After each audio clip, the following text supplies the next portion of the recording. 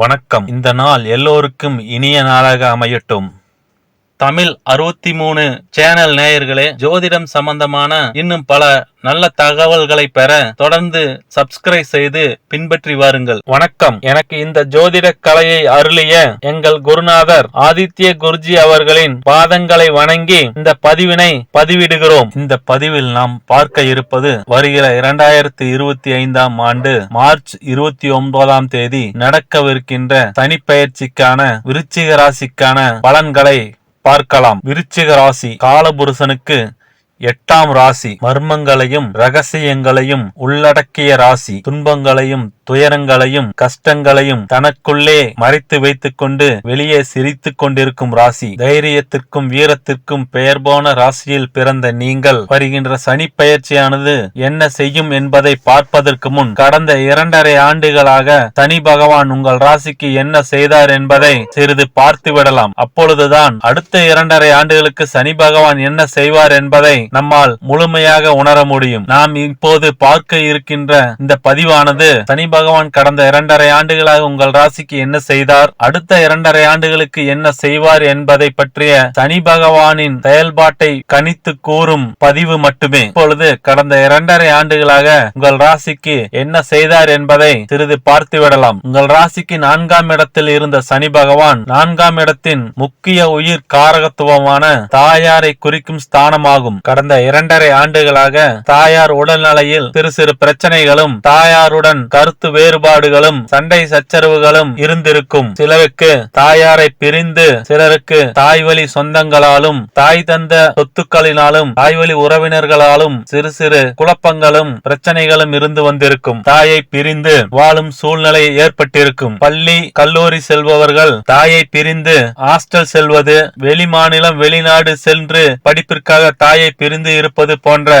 விஷயங்கள் நடந்திருக்கும். வேலைக்கு செல்லும் இளைஞர்களும் தாயை பிரிந்து வேறு மாவட்டம், வேறு மாநிலம், வெளிநாடுகளுக்கு கூட பிரிந்து சென்று தாயை பிரிந்து விட்டோமே என்ற கவலையில் இருந்து வந்திருப்பீர்கள். 4ஆம் இடம் படிப்பு ஸ்தானமும் கூட. பள்ளி கல்லூரி செல்லும் மாணவ மாணவிகள் படிப்பில் சரியாக கவனம் செலுத்த முடியாமலும், என்னதான் கவனமாக படித்தாலும் மதிப்பெண் வரவில்லையே என்ற கவலையில் இருந்திருக்கும். சிலருக்கு விரும்பிய பாடங்கள் விரும்பிய கல்லூரியில் இடம் கிடைக்காமல் மன வருத்தம் ஏற்பட்டிருக்கும். சிலருக்கு 4ஆம் இடம் வீடு வாகனத்தை குறிக்கும் ஸ்தானமும் கூட. சிலருக்கு வீடு வாங்குவதில் பெரும் தடைகளும் தாமதமும் ஏற்பட்டிருக்கும். சிலருக்கு இருந்த வீட்டை புதுப்பிப்பது போன்ற விஷயங்களில் செலவுகள் வந்திருக்கும். வாகனங்கள் வாங்குவது தொடர்பாகவும் வாகனங்கள் வாங்க கடன் கிடைப்பதில் தாமதம் போன்ற விஷயங்கள் நடந்திருக்கும். இன்னும் சிலருக்கோ வண்டி வாகனங்கள் எப்பொழுதும் பழுதாகிக் கொண்டே இருந்திருக்கும். வண்டி வாகனங்களுக்காக அதிக செலவு செய்திட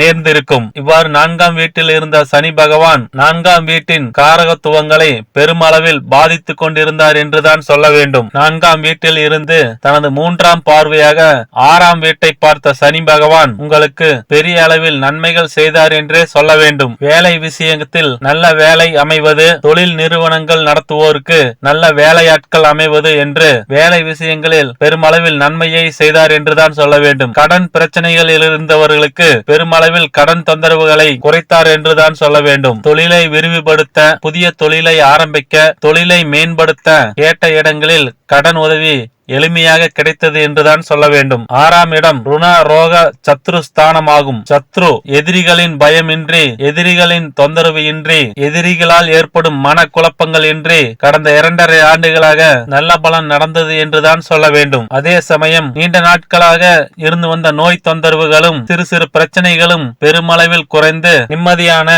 ஆரோக்கியமான உடல் நலம் இருந்தது என்றுதான் சொல்ல வேண்டும். தனது 7ஆம் பார்வையாக 10ஆம் வீட்டை தொடர்பு கொண்டார். 10ஆம் வீடு தொழில் ஸ்தானமாகும். தொழிலில் பெரிய அளவில் சுணக்கங்களை கொடுத்தார் என்றுதான் சொல்ல வேண்டும். உங்கள் தொழிலுக்கு போட்டியாளர்கள் அதிகமாக வந்துவிட்டார்கள் என்றுதான் சொல்ல வேண்டும். பலருக்கு தொழிலில் வாடிக்கையாளர்கள் குறைவது, இன்னும் சிலருக்கோ செய்து கொடுத்த வேலைக்கு பணம் சரியாக வரவில்லை என்ற கவலையை தந்து கொண்டிருந்தார். சிலருக்கோ பதவி உயர்வு, சம்பள உயர்வுக்காக காத்திருந்தவர்களுக்கு பெருமளவில் ஏமாற்றத்தை கொடுத்தார் என்றுதான் சொல்ல வேண்டும். சிலருக்கு எண்ணிய தொழில் அமையவில்லை, அமைந்த தொழிலோ நிம்மதி இல்லை என்ற நிலைமையில்தான் வைத்துக் கொண்டிருந்தார். இன்னும் சிலருக்கோ தொழில் நிறுவனங்களை விரிவுபடுத்த நினைத்தவர்களுக்கு பெரும் போராட்டமாக இருந்தது என்றுதான் சொல்ல வேண்டும். தனது 10ஆம் பார்வையாக ராசியை தொடர்பு கொண்டார். ராசி என்பது உங்களையும் உங்கள் மனதையும் குறிக்கும் ஸ்தானமாகும். கடந்த 2.5 ஆண்டுகளாக உங்கள் மனதில் பெரும் குழப்பங்களும் உங்கள் செயல்திறனில் பெரும் மந்தமான நிலையும் இருந்திருக்கும். இதை செய்யலாமா அதை செய்யலாமா என்ற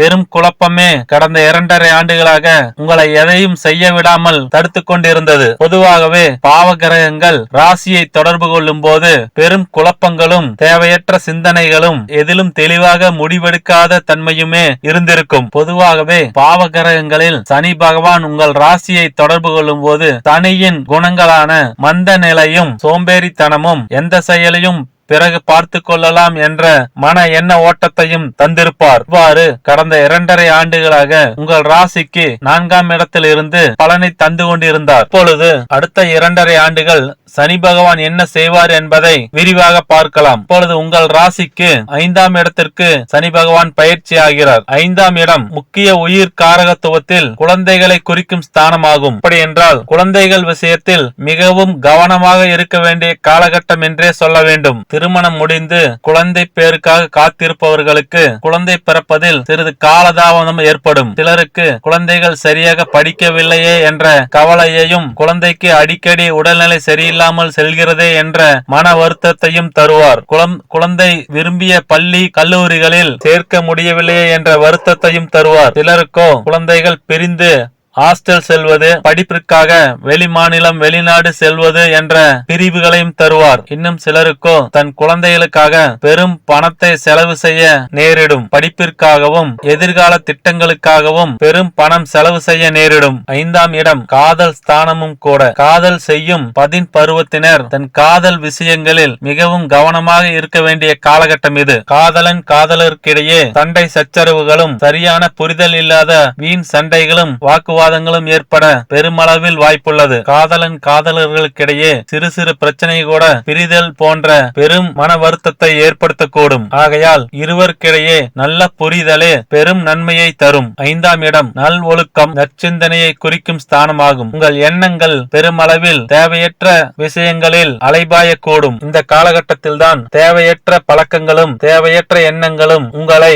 பெருமளவில் பாதிக்கும். ஆகையால் நண்பர்கள் இடத்தில் மிகவும் கவனமாக இருக்க வேண்டிய காலகட்டம் இது. தனது 3ஆம் பார்வையாக 7ஆம் இடத்தை தொடர்பு கொள்கிறார். 7ஆம் இடம் உயிர் காரகத்துவத்தில் கணவனுக்கு மனைவியையும் மனைவிக்கு கணவனையும் குறிக்கும் ஸ்தானமாகும். கணவன் மனைவி இடையே மிகவும் கவனமாக இருக்க வேண்டிய காலகட்டம் இது. கணவன் மனைவிக்கிடையே விட்டு கொடுத்து செல்வதால் பெரும் தொந்தரவுகளும் பெரும் துயரங்களையும் தவிர்த்துக் கொள்ளலாம். சிலருக்கு கணவன் மனைவி உடல் நிலையில் மிகவும் கவனமாக இருக்க வேண்டிய காலகட்டம் இது. 7ஆம் இடம் நண்பர்களை குறிக்கும் ஸ்தானமும் கூட. நண்பர்கள் விஷயத்தில் மிகவும் யோசித்து செயல்பட வேண்டிய காலகட்டம் இது. நண்பர்களுக்கு பணம் கொடுப்பது, நண்பர்களை நம்பி தொழில் தொடங்குவது, தொழில் நிறுவனங்களை நண்பர்களை நம்பி விடுவது போன்ற விஷயங்களில் மிகவும் கவனமாக இருக்க வேண்டிய காலகட்டம் இது. 7ஆம் இடம் பங்குதாரர்கள், தொழில் கூட்டாளிகளை குறிக்கும் ஸ்தானமும் கூட. எந்த ஒரு புதிய கூட்டு ஒப்பந்தங்களில் கையெழுத்திடும் போது ஒரு முறைக்கு இருமுறை யோசித்து கையெழுத்திடுவது மிகவும் நல்லது. நண்பர்கள் இணைந்து